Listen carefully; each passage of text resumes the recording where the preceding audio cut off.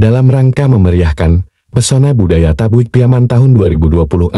melaksanakan berbagai kegiatan yang salah satunya, kegiatan pameran dan pementasan kesenian tradisional anak nagari, yang kegiatan ini dilaksanakan di Lapangan Merdeka atau dekat Pasar Rakyat Kota Pariaman.